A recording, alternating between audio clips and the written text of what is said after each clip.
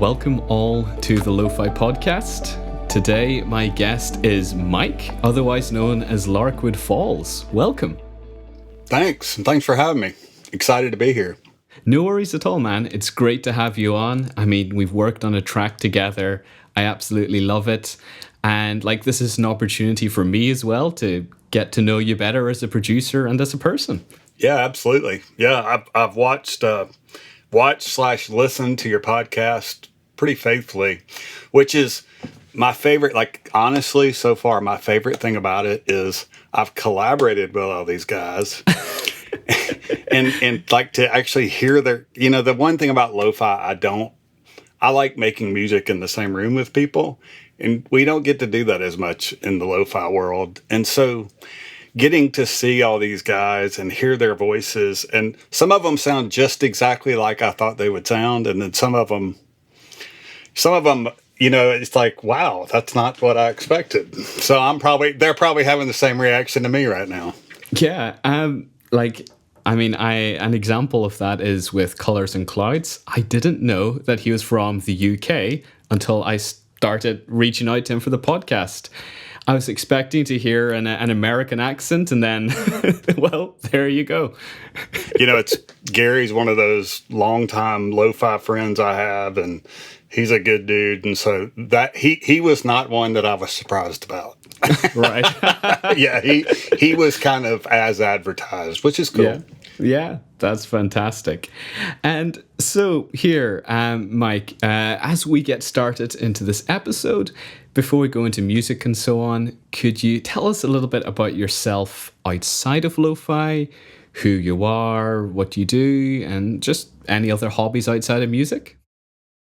So I live in Alabama in the States, which if you're not from it's kind of southeast U.S. It's summer here right now, and it's hot and it's humid, and it's much more pleasant sitting in here than outside. So this is a good place to be on a summer afternoon here. But I live in Alabama. I've always lived in Alabama. I am a father. I have a wife who is a teacher, and I have 6 kids.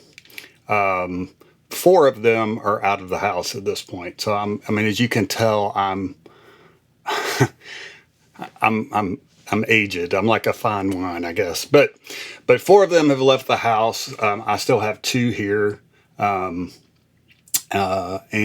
I'm actually a physician by day. I do internal medicine and I do pediatrics. So I tell everybody I'm a pediatrician for everybody. So I get to see these kids and see them grow up. And and I live in kind of a small town in Alabama, which I kind of like because, we're involved in the community. I'm involved in different things, and I kind of enjoy seeing people out. And so I have a daughter, much like Grayware, I think, talked about, because we have that connection. I have a daughter right now involved in musical theater. We're doing Hadestown at the high school, if anybody knows Hadestown, and I'm going to get to help with the music for that. So that's kind of my current, I'm excited about that. But I stay busy. I've got 2 kids that are going to be in college. I have 2 kids that are out of college. We stay pretty busy, but, it's a good thing.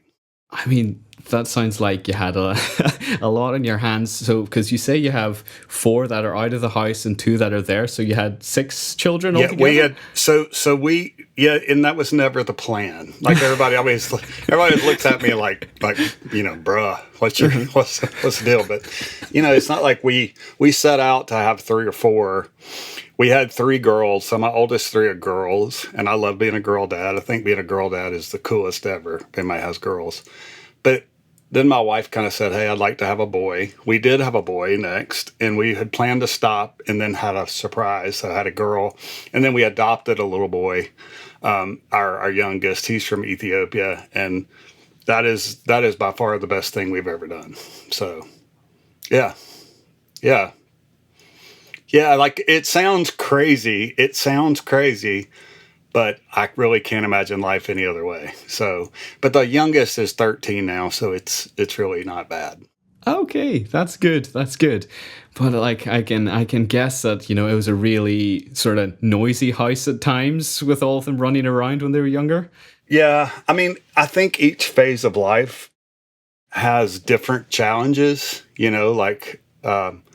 I think several of our lo-fi friends have had babies lately that I know of. I know Cucamello just had a baby, and I think Luke Daly had a baby recently, not too long ago. And that phase of life has its own challenges because they just demand your constant attention. It is constant.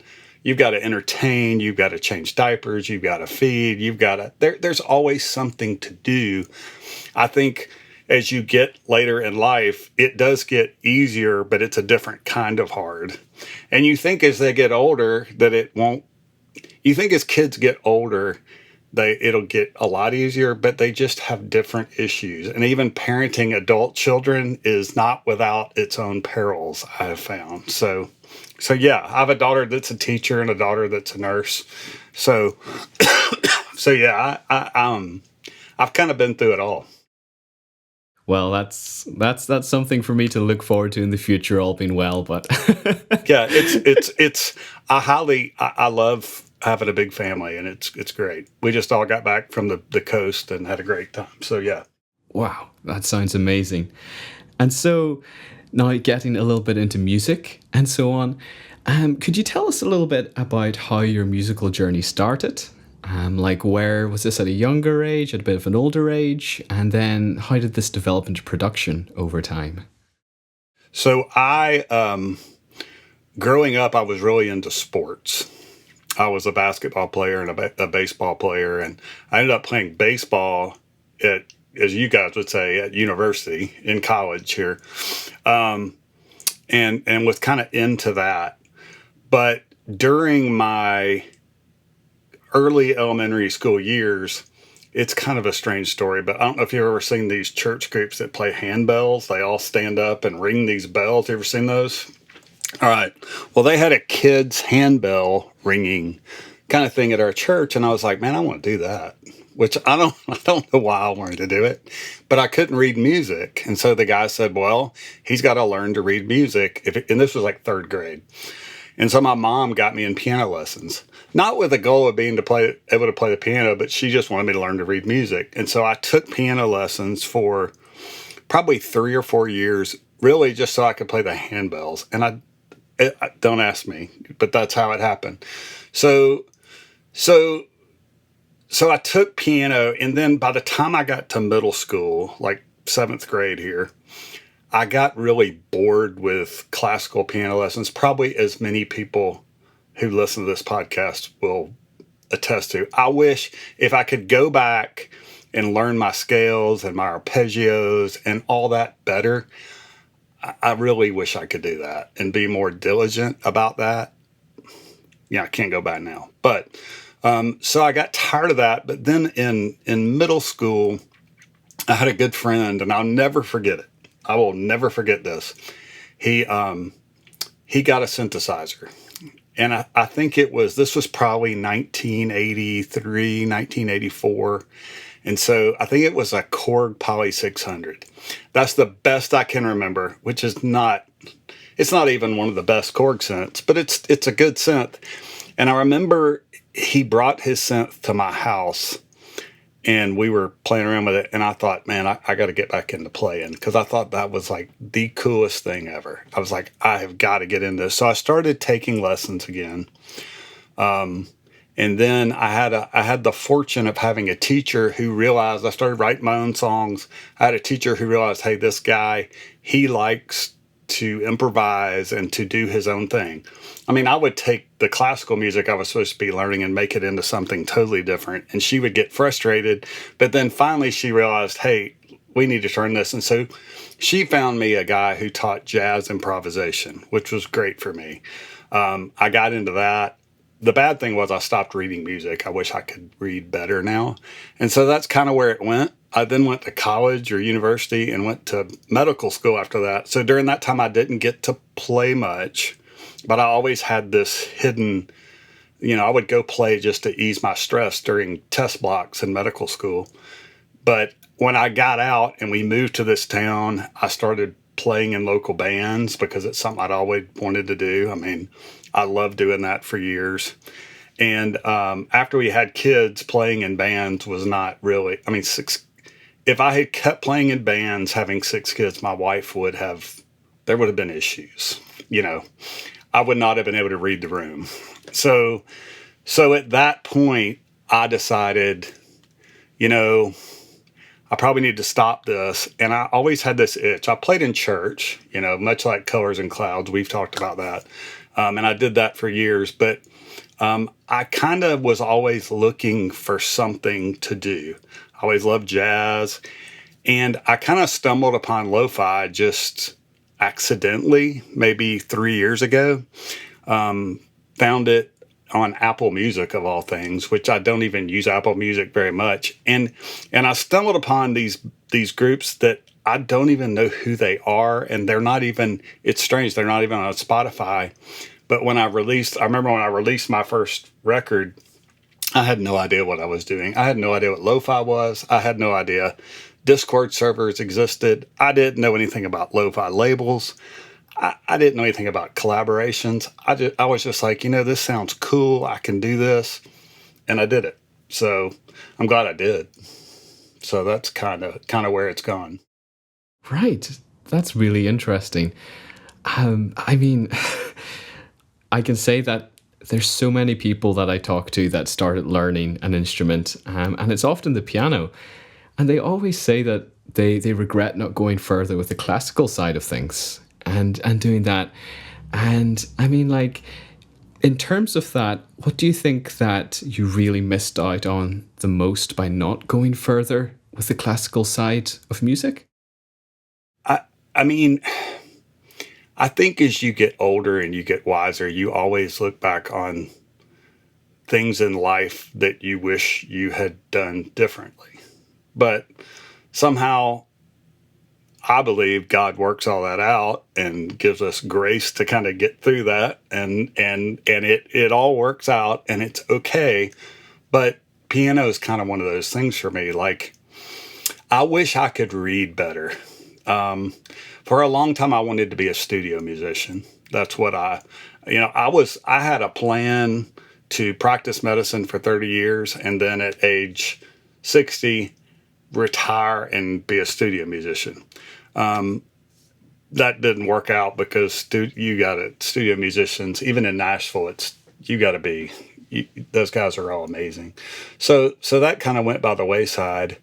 But, you know, I'm not very comfortable. You know, I have friends' kids call me to play at their weddings, or I'll get called to play at this funeral service or something like this. And I'm not comfortable reading music. If somebody puts a piece of music in front of me and I have 2 weeks to kind of practice it and get comfortable with it, I can do it, but I kind of end up improvising around it and I don't play it. I would like to be able to play from music better so I would be comfortable in those situations, but I've stopped playing at people's weddings because it's so stressful, and the mother of the bride is always like, you know, you can just tell they want it just so, and I'm like, I'm not that guy. I'm gonna make it my own, you know. And if you do that with Pachelbel's canon, it doesn't work out very well. So maybe that's my biggest regret. Yeah, it's an interesting way to look at it, because I went on through learning classical piano up until about the age of 17 or 18. And I realized that as time goes on, I use reading from sheet music less and less. Even, for example, last week, my cousin got married and I played music at her wedding. She asked me to play the piano for her. And in the end up, I played everything by ear. Right. That's what I do. That's exactly what I do. Yeah. She gave me a list of songs and a list of hymns, and I sort of figured them out at home over the course of 2 or 3 weeks. And it was all my own style. I threw in the odd chords that wouldn't really normally be associated with those tunes. And it's it's funny how even going through with learning the sheet music that it's become more improv. Yeah, it's just hard to do those type things because they generally don't care, like for the prelude music when people are walking in. They generally tell me, you just play whatever you want to play. So, I mean, I've played Sweet Home Alabama before during those times, so they don't care about that. But then when they get into it and they want, water music by Handel or something, I'm like, it's hard to improvise that, And, I watched an interview with Billy Joel recently, and he's the same way. He loves classical music now, but he plays it all by ear. Classical music. He was playing a Rachmaninoff piece by ear, and I was like, what? Anyway, so wow. Yeah, so that's what I'm stuck with. It's that is some talent though. To play classical from ear that's a whole other level of musicianship. Yeah, no, I can maybe play Moonlight Sonata. That'd be about it. Yeah. Don't get the wrong idea. Yes, and so whenever you got into production, you were mentioning that you didn't really know what lo-fi was. You heard it on Apple Music, and then even whenever you released your first album, you weren't fully aware of the genre, if I'm correct. Yeah, so then how did this awareness grow, and then how did you find more people in the genre and build these connections? Well, I think that's a good question. So for one thing, I'm old. I don't know how many people were on Will Hatton's server, but you can probably find this way back. There was a survey done. They did a survey of everybody's age, which I made the mistake of answering the survey. And somebody in there, I think his name is Corey, I don't know who, figured out that he could see everybody's answer and who they were. And so me and a guy named Grayware were kind of the oldest dudes on there, and I think I've got him beat by a year or so. So there's a lot of things because I'm a child of the 70s and 80s.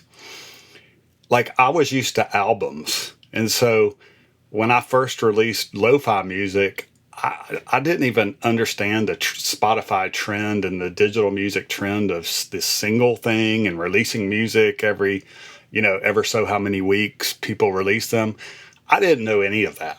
And so I released this first record, and it did okay as far as streams, but I didn't really know how to promote it. I ended up finally stumbling upon Submit Hub, and I did have a couple songs that I promoted a little bit, and I was like, okay, this works. But then I started researching, and I was like, I've got to do some collaborations. That's got to be the ticket. And so all I did, not knowing what I was doing, was look at my similar artists on Spotify. And the first person I stumbled upon was Grayware. And so I just sent him a message on Instagram. I said, hey, you want to do a collaboration? And we did, and that was the first one. And he was the one who kind of told me, hey, you need to get on these Discord servers. So it was through seeking collaborations that I learned that there were these Discord servers, and there were all these compilations you could submit to. And it was kind of, so I learned kind of from trying to get involved with other people in lo-fi that there were many other ways, avenues that I hadn't even known about, So that's kind of the long and short story of it. Yeah, I kind of miss the way that albums used to be released, in that you would listen from the first track to the end, and it was almost a journey that you went through, that the artist was trying to sort of give to you in this sort of musical journey. And I think there's maybe a little bit of a resurgence with that in popular music of late. I don't know if you listen to much modern artists or so on. Oh, I do. You do? Okay. When you have young girls, I mean, they went to the Eras tour twice to see Taylor Swift. So, oh yeah. Right. Okay. So, I'm not a Swiftie. I'm not a Swift hater. I'm a I can respect Taylor Swift's talent. How about that? So yeah, I do listen to some modern music. That's Yes. okay. So you're well acquainted with it then, or whether you like to or not. Yes. Yes. Yes. Yes. Yes. Yeah. Yes. Yes. But I find that there's been a lot more in terms of album releases. At least I've noticed in that I would listen to a bit of electronic music, and there's like albums where people have started to release similar to what they were maybe 15, 20 years ago was the last time this was the case, but where every track flowed into the other in terms. And I'm loving that. I'm loving being able to sit down and listen to someone sort of. I'm trying to think if there's even parallels to poetry, right? Where it's going from one line to the next and it's flowing from the beginning to the end. I feel like I had kind of made a commitment when I started this journey that I was going to do albums and keep doing them when I realized, oh shoot, I need to be doing singles. Yeah. I've backed off on that. I did an EP this year, and the EP was about my kids. And so it was a 5-song EP, and I enjoy that. But I do agree with you, we're losing the art form. And I think people like Taylor Swift have brought it back. I mean, because she doesn't hardly release singles. It's always albums. Yeah, always. So, but I do think we're losing an art form. I mean, I've gotten to where I got all my old vinyls out recently, and I've started collecting old vinyl, and I will play them at dinner to make my kids listen to them. And they're like, why in the world are we listening to, this Carole King record? And I'm like, because this whole thing is amazing. And these songs that were never on the radio are amazing. And they recorded all this to tape in 1970 something. And it's incredible what they did. And you got to appreciate it, Yeah, I know. Because I'm thinking like even 10 years ago, whenever I started to first like sort of branch out and find music that I liked, back then I'd be downloading singles, and they were all singles. I would stick them on. I actually didn't have an MP3 player, so I had a Nintendo 3DS, and I would download them, and I would put the MP3 files and listen using that, and that was my childhood. And the concept of listening to an album all the way through wasn't there. Yeah, like, I didn't have it. Kids are losing, like, we're losing that art form, and just the reason that I'm so fascinated with studio work and gear is I love getting these vinyls now. And I loved it when I was a kid. And I'll pull that sleeve out, and I'll go through every song and who played on this, who played this. And it's fascinating to see. And you realize some of these people are crazy talented, and they played on everything during that time. So we've lost that. Yeah, we have. And it's great to see it's having a small resurgence. Yeah. And so I'm looking at the questions we have here in the podcast, and one thing we were talking about in our Discord messages leading up to this was collecting gear and being a bit of a gearhead. And so I think we were talking about sort of learning when to buy gear and when to have sort of that sense of contentment and so on. Do you have sort of words of wisdom that you could share with the community in regard to that? I don't know that I have wisdom. Don't do what I do. I mean, so just so everybody's aware, before I got into lo-fi, I mean, I've had a studio in my house since 2005 or so. So for 21 years, I had a room in my house that was, I mean, you can see the acoustic panels behind me. This room is not, I haven't done it like I want to do it because my wife doesn't want me to do that. But I used to have a room. I mean, I had a cloud above the head. I had a neutral listening environment, and it was treated, and it was great. And I would record full bands. And so I went through a period with that. I mean, I have gear here that I will never use again. A universal audio preamp and some compressors and a headphone amp and a hardware reverb unit. I will never use it again. And I bought that at a time where I wanted to have a working studio eventually.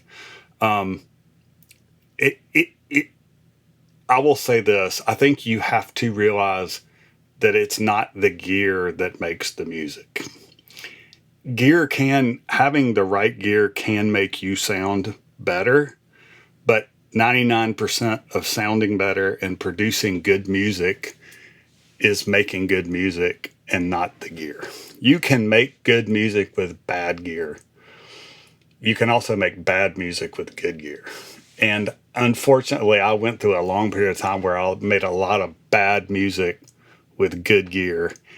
And I've kind of had to learn over time, better to make good music with bad gear. Well, I think you really did share a word of wisdom there. Yeah. And yeah. And it's a battle. And then when you get in the digital domain, when I was playing in bands, I went through this period where I would get a new keyboard periodically. I'd have to have I'd had my motif on the bottom and I had my Nord Electro on top or whatever. And then I would trade it out and I'd get this and I'd get that, I'd get this, I'd get that. Then I realized I went to software. I went to VSTs. I went completely to a computer. And when you get in the computer realm, then you get in the whole, okay, when do I have enough VSTs? When do I have enough plugins? Yeah, I mean, you can go on forever with that stuff. And again, it's not the plugins, it's who's playing them and it's who's turning the knobs on them. So that's it. If you think you're going to make your career with one certain plugin or make or break yourself, you're just not. It's not gonna, not gonna happen. Yeah, it makes me think of an artist I quite like named Jacob Collier. And so he has 2 or maybe 3 songs now, which he's recorded using his phone. And those are some of my favorite songs of his, where he just gets his phone, he hits record on the voice memo app, and he just plays acoustic guitar and sings. Through his phone microphone. Through his phone microphone. Not even into a DAW, just into his voice memo. Because I've seen these little Audigo microphones. I don't know if you've seen those advertised. Those things sound great. And I've often thought that's really cool. But straight into an iPhone, that's pretty... And it sounds good. It sounds really good. Because, like you say, it's the music that makes it and not the gear. Yep, 100%. And so he takes this recording, he takes the file, and he just mixes and masters it. And that's it. Nothing else done. So that's what I'll have to check him out. I'm not familiar with him. Is it just like singer-songwriter music? So he's a bit of an everything musician. He does jazz, he does folk, he does singer-songwriter, but I can definitely share some links after. Yeah, I'll have to check him out. Yeah, and so, like, whenever it comes to different bits of gear, and so if we were to talk to a producer who's looking to buy some gear, what would you say is the best thing to get and when to be content with what they have, like in terms of what microphone, what DAW, etc.? Like, how would you guide this new musician? Well, I mean, I think if you're going to do lo-fi, I think you can do lo-fi inexpensively. 100%. You gotta have a decent computer, and it depends on what you play. If you're a guitar player and you're mainly going to be playing guitar, not keys, you got to have a nice guitar. Most of those guys have nice guitars already. I'm still learning to play the guitar. My son just bought a new guitar, and I'm excited because he's out of town the next week, and I'm going to play it. But I think you have to have a relatively functional computer. But the specs of computers these days, he's in engineering school, and both of the computers he has, you could use for music production fine. So if you have a decent computer, you're good to go on that. Then you have to have a DAW. And I mean, I've used Cubase. I use Logic now. I think you use Logic. It seems like the lo-fi community kind of gravitates toward Ableton, which is cool. I think any of those are good DAWs, and you can do that. I mean, Logic's what is that? $199 in the App Store. It's not expensive. And then you need a good interface. You can get. I had a kid in my office that I was seeing last week, and he wants to do some audio production. And I think I told him to get one of these single channel Focusrite Scarletts that are like one channel. They're like, it was like $110 on it on one. And I have heard the thing, and the converters in it are fine. It sounds completely fine. So you're talking computer interface, and then, if you play keys like me, you need a controller. I think software instruments are the way to go now. I think hardware synthesizers sound good, but they're a little cost prohibitive, and I can't afford to go buy an OB8X for $4,000. I'm not going to do that. I mean, they're good. VSTs are good enough. So get a good controller. Microphones. I mean, I'll be honest with you, this microphone I'm using right here today, it's an old microphone. I actually have ordered a new one because this is so old. This is a CAD Equitech, and it's terrible, but I think I sound okay. You don't need to get a Neumann U47. You need one good, with one good large diaphragm condenser, you can record any kind of percussion you want to use handheld. You can record an acoustic guitar. I'm sure you agree, since you play guitar. You don't need a microphone over your right shoulder and one at the 12th fret to record an acoustic guitar. I've done that before. I've read all the posts online about it. You can do all that, and it does sound cool to do it. I've done it, but I could record a whole record with this microphone that the capsules come off the top on. So you don't have to have. So I'd say one large diaphragm condenser, a decent controller, a good interface, and a computer, and you're probably good. I don't know what you think. That's probably all you need. Yeah, no, I entirely agree. Because whenever I started production, I kept on thinking I needed more plugins, I needed more gear.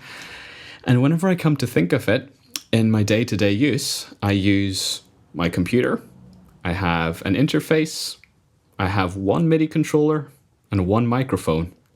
And everything else I'll use maybe once a month.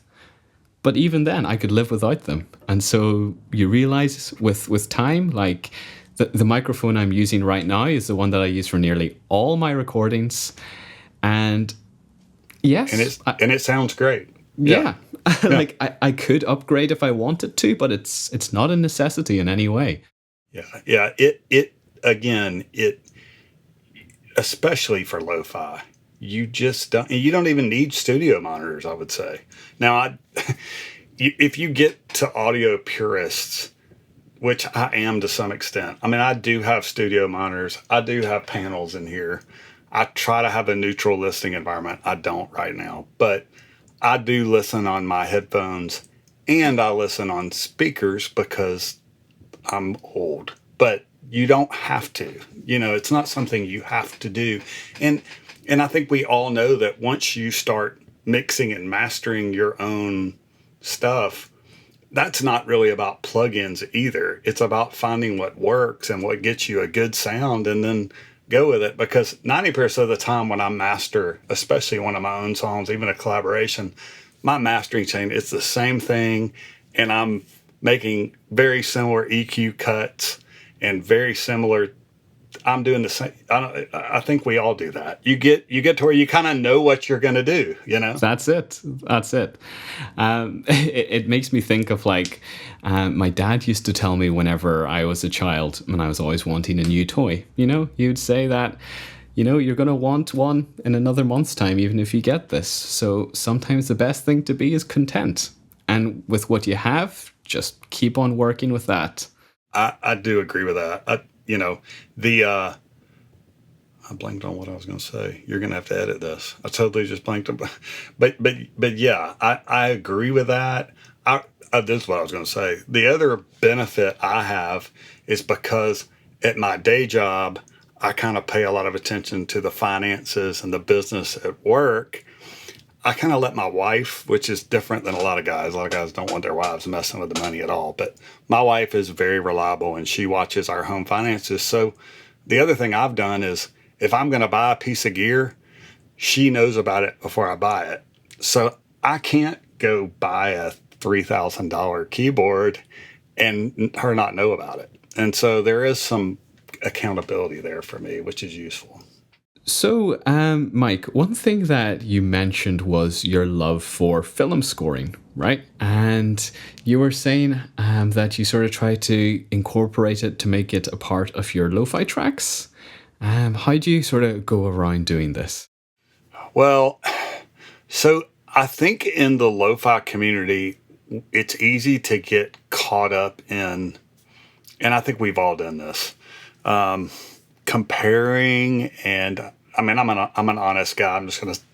I think we all look, oh my gosh, this guy's got 60,000 monthly listeners, or oh my gosh, Hajime, he's got over 100,000. Holy cow, how did he do that?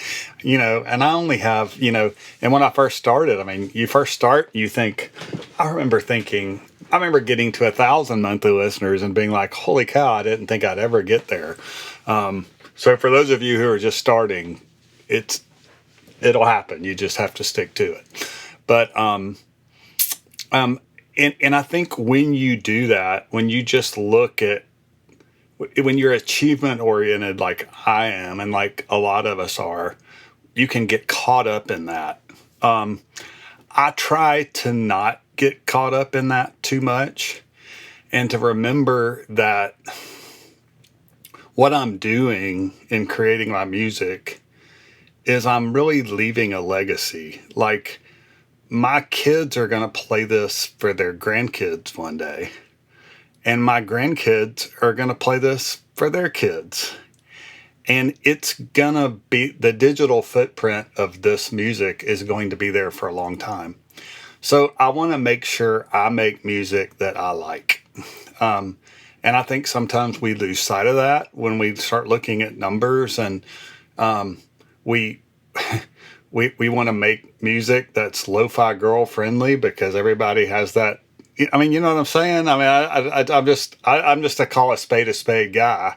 I had one collaborator one time, and he told me, he said, I really want to make something that lo-fi girl would like. And I was thinking to myself, and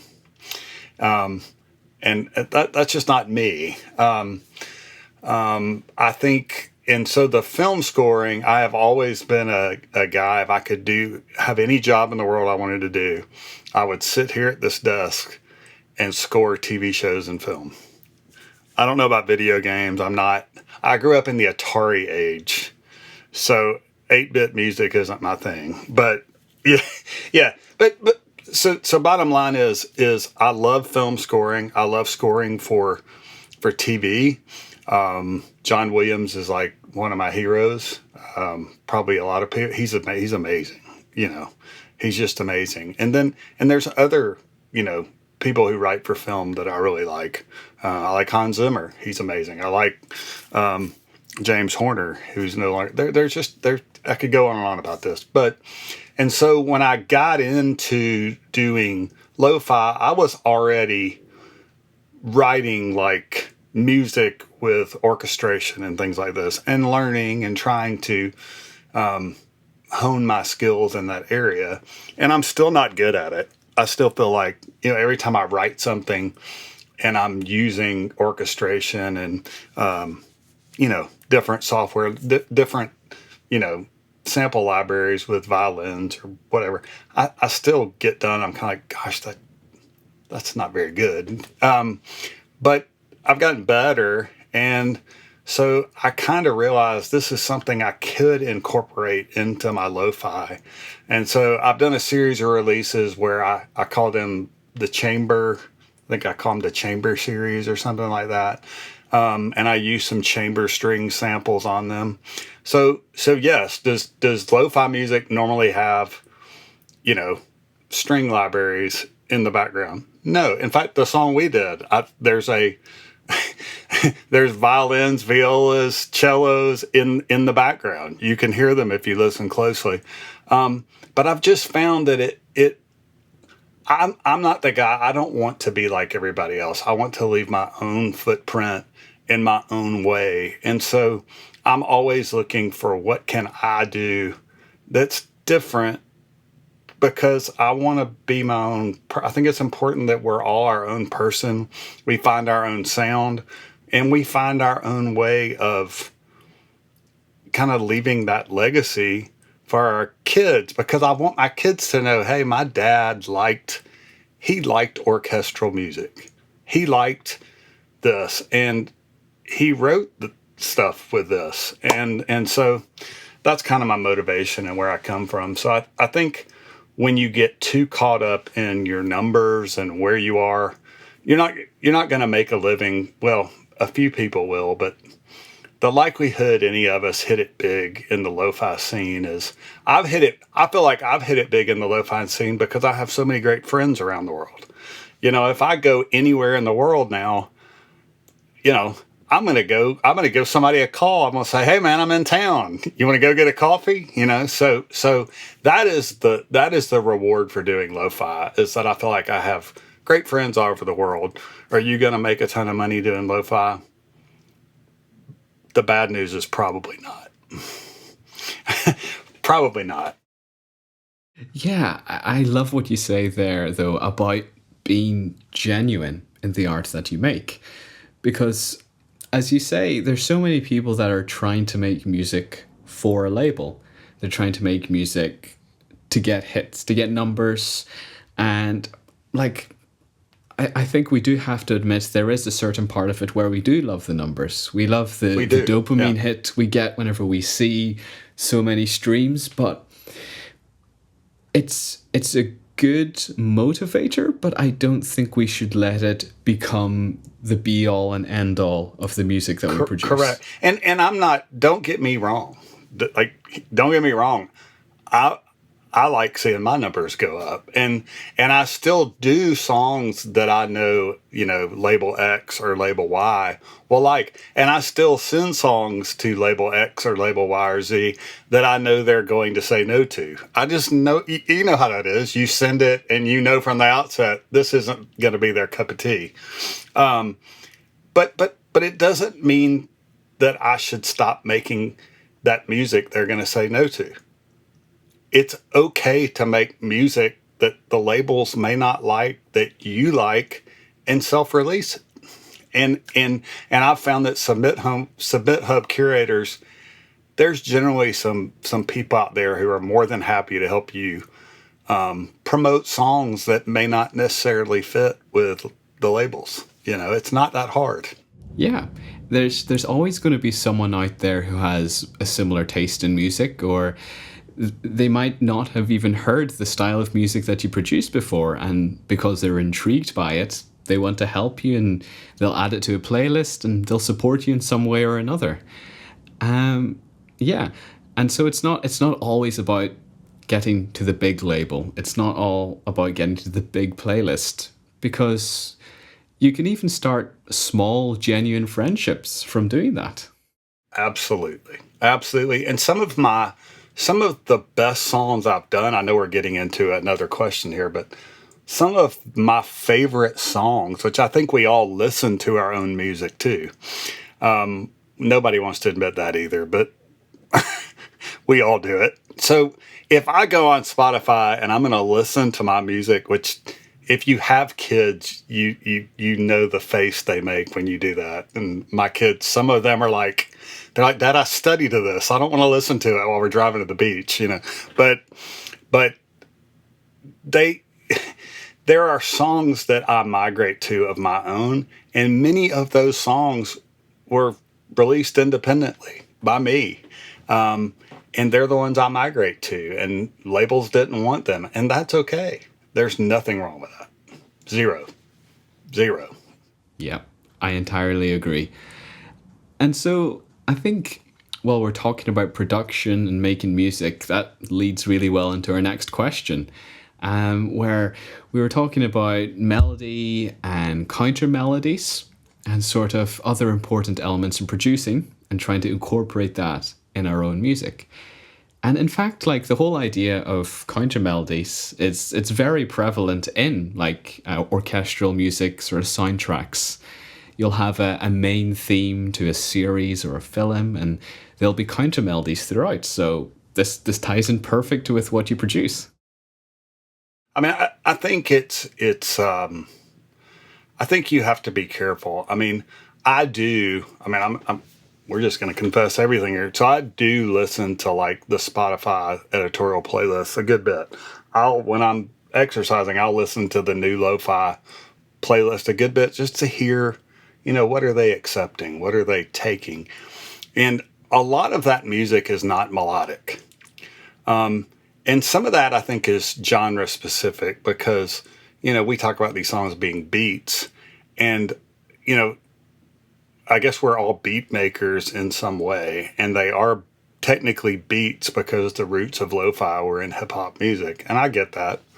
But if I'm going to if I truly think of myself as a musician, beat maker is going to be down the list of how I would describe myself. I mean, if I would probably mostly describe myself as a pianist, songwriter, keyboard player, then a producer, then a beat maker, if that makes sense. So I think when I make music, yes, I want the beat to be good, and I use everything everybody else uses to do that. But at the same time, I think you want to write something that brings your audience in. And so, like before I ever wrote instrumental music, I wrote songs with lyrics. And you talk about a hook, the country music writers in Nashville, they always have their hook, I know my theme song right now is I'm Not As Good As I Once Was, which is an old Toby Keith song, which I think is hilarious and very true. But, you got to have a hook. And I still try to kind of have that in a lot of my compositions. I've realized that a lot of lo-fi doesn't have melody, and melody's not as key of a component. And I think that's okay. But I think if you do have melody, I think it tends to draw your audience in and it gets in their head. It's like that one thing, that gets in their head and they're like, I got to hear that again. Let me turn Spotify back on. You know what I mean? And so I think really in the end, when I'm writing a song, I'm trying to come up with that one melodic line that's going to bring people back wanting to hear that song again. Does that make sense? Yeah, it is. It's like getting that earworm, that thing that sort of... Yeah. And I think even these guys, even these guys who their music's not as melodic, for say, as mine. And I'll say this too. I think it's important to be picky about your melody. Like I have a song I'm working on currently. It was almost done. And I realized the melody sounded like something from 1975. And I was like, no. And so I just erased the whole melodic line and I'm starting over working on making the melody sound a little more modern and fit with more modern lo-fi. And so sometimes you have to be self-critical when doing that, and that's okay, Yeah. I mean, I'm trying to think because like at the moment, as we're recording this interview, I've decided to give myself a project in working on sort of a lo-fi country album. Like, so like up until now, like I've been working with folk hop. But like folk and country are quite different. Like they're very different. And so I was thinking, yes, I'm still using acoustic instruments, but let's sort of try to delve a little more on the country side of things. And like I realize that whenever I'm trying to take these melodies that would normally be used by a singer, a vocalist, and incorporate them using another instrument, it's quite hard though. Like the way that somebody would sing something and the way someone would play a lead on an instrument is completely different. And so trying to come up with something like that it's been making me stumped quite a bit. Country, just for reference, I live about 2 hours from Nashville. And the town I live in, you would really enjoy because I mean, country is king here. So, and especially, so you're talking about an old style country record. Like, is this like Willie Nelson, George Strait, this kind of country, or more modern country? So it's a bit of a blend. So I don't know if so I like to have that old overused bass line and strumming patterns with the guitars that you'd have heard in the 60s. But also, I don't know if you've noticed in a lot of modern country, they're trying to sneak in sort of hip hop drums. Oh yeah, right. I don't know if you're a fan of that or not. You know what they call that in Alabama? What? You talking about like, modern country? They call it bro country. Bro country. Bro country. Yep, that's what my friend. I don't really listen to a ton of country, but new country they call it bro country. Okay. Don't because there's a lot of people around Nashville where I'm from. Your friend Chase Beats would probably be the same. When they think of country, they think of George Jones, Charlie Pride, George Strait, those guys. And so these modern guys, like, I can't even name them all.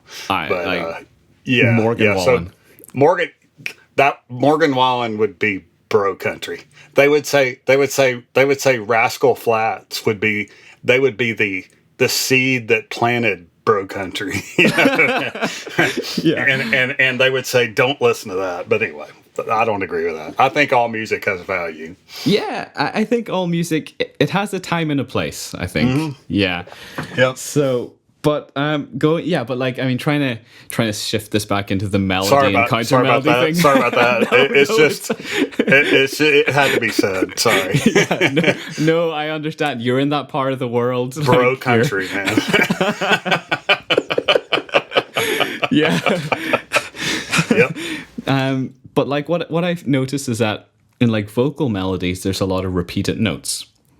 Like immediately coming to mind is like it's not country at all, but Guns N' Roses' "Sweet Child of Mine." Like the melody is a lot of repeated notes. Ba da ba ba da ba da ba. Like it's already 3 repeated notes at the beginning. Whereas whenever I would play a lead on an instrument, I would try to make it as broad and use as many octaves as possible just to keep it interesting. And so, yeah, I think that whenever you're trying to change between vocals for doing a melody and instruments for a melody, there's quite different philosophies. I agree. One thing I found is, I think I saw on another episode where you had talked to somebody about jazz and how you had tried to venture into jazz and yeah. and had some misadventures, or I don't know what you call it. Yeah, a bit of a failure. Yeah, so I've done that, and not because I think. So yes, I think the type of melody you're playing and the type of instrument you're playing affects it, because like I love to collaborate with, if I'm going to try to do some jazz, which I love to do jazz, if I'm going to do that, I love to collaborate with, I have a couple of sax players I've collaborated with. Them playing a melody on a saxophone that's a jazz related melody sounds much better than me, even if I play like, in jazz, oftentimes you'll play double octaves or something. Sometimes the piano can sound completely cheesy playing that melody, but you pull a sax in and it comes to life. It's a totally different vibe. So I think the instrument can play a role in what instrument you use. Like if I have a guitar player collaborate with me, them playing a melodic line rather than the piano, it will often just bring the thing to life. But yes, playing a repeated note it's a challenge. And in country, you have a lot of that. It is, yeah. So here I am with an acoustic guitar, trying to play what would be a vocal melody I hear in my head, and it just doesn't sound right. Yeah. You need like a dobro player or Oh, I would love that. I have a daughter, so I actually have. So this is funny. I have a dobro sample library on my computer that actually sounds really good. So So you can find those. The one I have is pretty amazing. It'll do it pretty amazing. But I have a daughter that plays the violin, and she did do one. She's played on one song that I did, and it was amazing to do a song with her. But yeah, if you found a fiddle and a dobro, that might get you. That might get you where you need to be. You need a fiddle. Yeah, I mean, I don't play either of those instruments, but like, But Northern Ireland, you should have Northern Ireland, because bluegrass, country, and Irish folk music is not. I mean, they're very similar. Yeah. yeah. Like actually, there's a friend of my dad's. He's from Northern Ireland, but he married a lady from Minnesota, and so Minnesota. Yeah. yeah, Yeah. Yeah. and so they have I think like 6 children as well, and nearly all of them are musical, and so they have their own like little family bluegrass band, and like the wife, she plays the fiddle, the husband, he plays the guitar. Like it's amazing, but I could not play in any way like they do.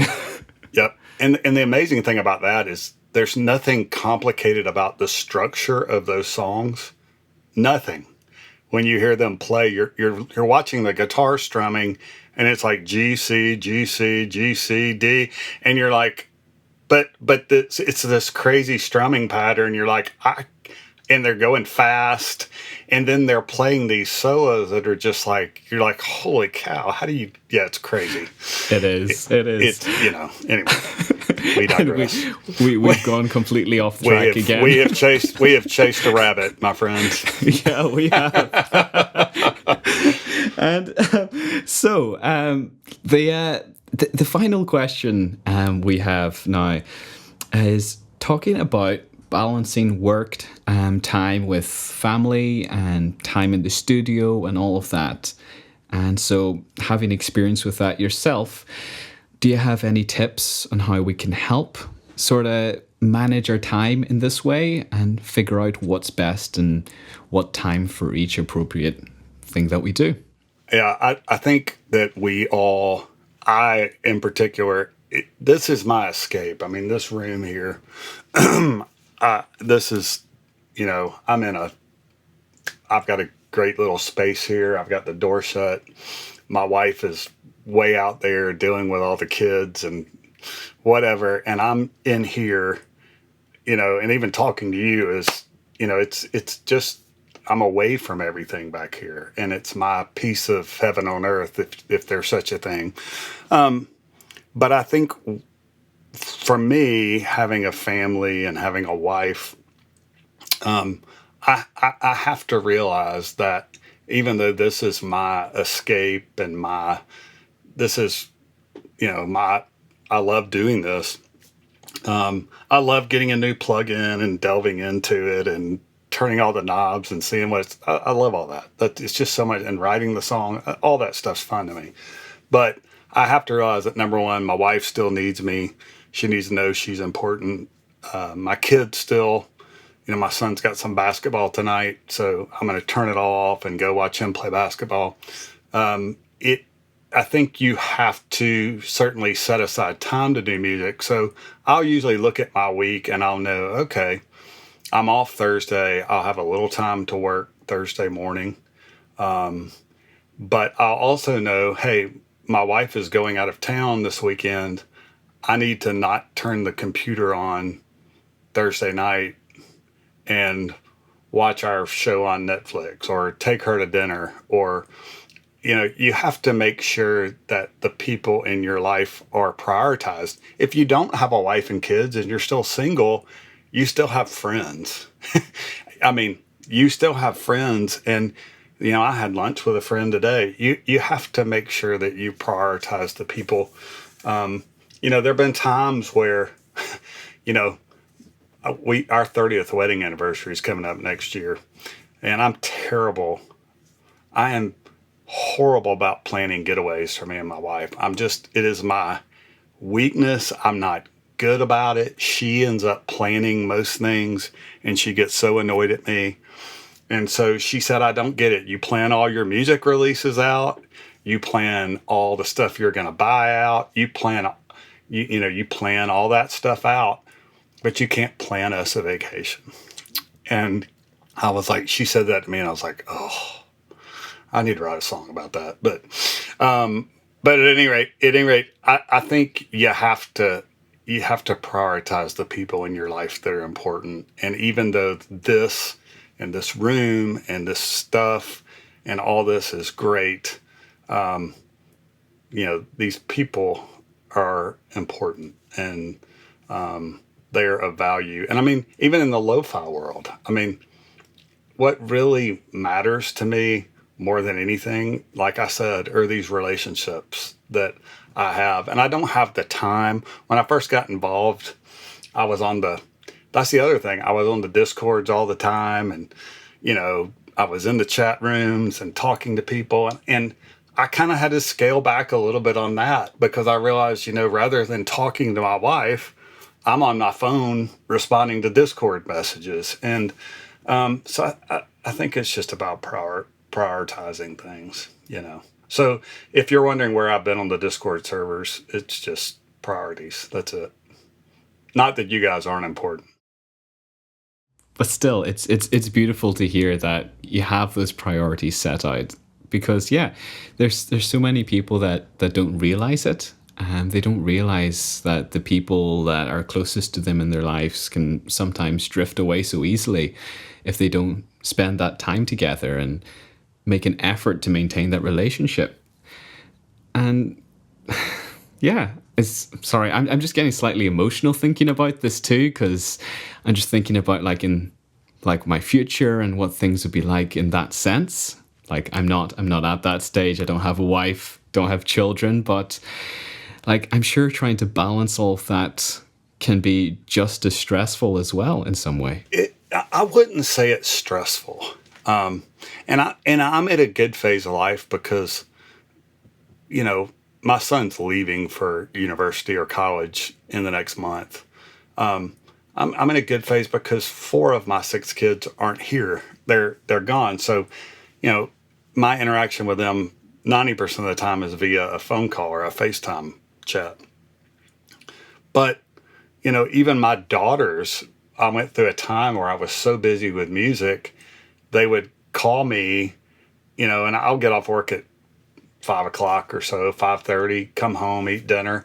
And some nights I'm in here from 6:30 to 9:30 or 10, trying to finish up a couple projects. And, my daughters would tell my wife, Dad seems like he does seem like he doesn't really want to talk to us. So I had to make sure that when they called, okay, I got to step away. I got to get out of here. I got to go in the living room. I got to go out on the back porch, and I got to let them know, hey, you're important. You're of value. You are more valuable than this. I think this is important and this is great, but it's you got to realize there are people in your life that are more important. I mean, and if anybody, I'll say this, if there are, well, that's probably on you. I'll let you edit that. But yeah, I think it's easy to enjoy, for this to become somewhat of a, an obsession, to get totally enamored. And I think many of us are just so achievement oriented and so goal oriented when it comes to this. And if you let that get a hold of you, you can lose sight of a lot of things. I think that's a great reminder, though, to keep priorities in the right order. To remember that, in the grand scheme of things, as amazing as music production is, as amazing as the lo-fi community is, and all of that, we still need to make sure that our list of priorities is right, and that, our hobbies aren't overstepping our family responsibility. 100%. I mean, life is short. I mean, I know we're way over time, but I'll leave you with this story. There, and I'm not going to say any names, but I've been in the lo-fi community for long enough that I truly feel like I have some good friends. You probably feel the same way. Good friends out there who I've never met face to face, and some of them I've never heard their voice. But you know, a couple of weeks ago, I got an email from a Discord message from one of my friends, and he just said, "Hey, I know that you are this kind of guy. I know you're a guy who has faith, and I just want to let you know my wife has gotten this terrible diagnosis, and please pray for us." And to me, that is so much. Like, to me, I'm like, okay, forget all the music, forget everything else. I was on the golf course watching my son play, and I was just like, I said, "Hey, I just found out a friend of mine's wife has this," and he was like, "Oh, that's terrible." But you realize kind of that is what's kind of important, and the fact that we have friends all over the world that would reach out to us and say, "Hey, will you pray for me?" And, I'm going through a hard time. That's a whole lot more important than any of this stuff. So, yeah. Yeah, once again, not to names drop, just to keep it private, but that same person reached out to me. Oh, yeah. Yeah, and it brought me to tears that this community is so close in that sense, and even outside of just the music that we produce, that we're able to reach out to each other. We're able to know that, we all are human beings. We all have life, we all have family, we all have friends, and we have people that mean so much to us. Yes. And yes. Mm-hmm. I agree. This lo-fi community is bringing people together in that way, and it's really beautiful to see. Yeah. And so, on that note, Mike, I just want to say thank you so much for this episode. Thank you so much for sharing your words of wisdom. It's ended on a bit of a solemn note, but it's... Yeah, I didn't mean for that to happen. It's been great, Hajime. I really appreciate it. Yeah, your podcast is great. I will say this. I will close on a humorous note. Yeah, everybody always tells you have a voice for podcasting, right? That it's right? You hear that all the time. So my wife asked me about this, and she's going to watch it. And she's an English teacher. And so she's going to love, your accent and yes. So, but she, I told her, she said, "So what does he sound like when he talks?" And the people in America will understand this, but I don't think it's a voice for podcasting. I think you have a voice for NPR. I don't know if you know what NPR is. I'm sorry, I don't. Okay. So NPR is National Public Radio. Oh, okay. And there's always been there's Saturday Night Live's. I don't know if you know what there's Saturday Night Live skits with public there's a famous Christmas one with Alec Baldwin in it, but they kind of talk real. "Thanks for joining us today. I appreciate you being here." So I told her, I said, Hajime really has a voice for NPR. And so the people in America will understand this, and I will probably get messages saying, "You're right. He could go work at NPR. He could go work for NPR right now. You could be on their news. They'd give you a job in a heartbeat." Yeah, well, you never know. That could be an opportunity in the future. There you go. All right, man. Well, I really appreciate it. It's been enjoyable. No worries at all. And thank you so much. And hopefully we'll hear from you again soon. Thanks, Hajime. Here, all the best. All right, take care.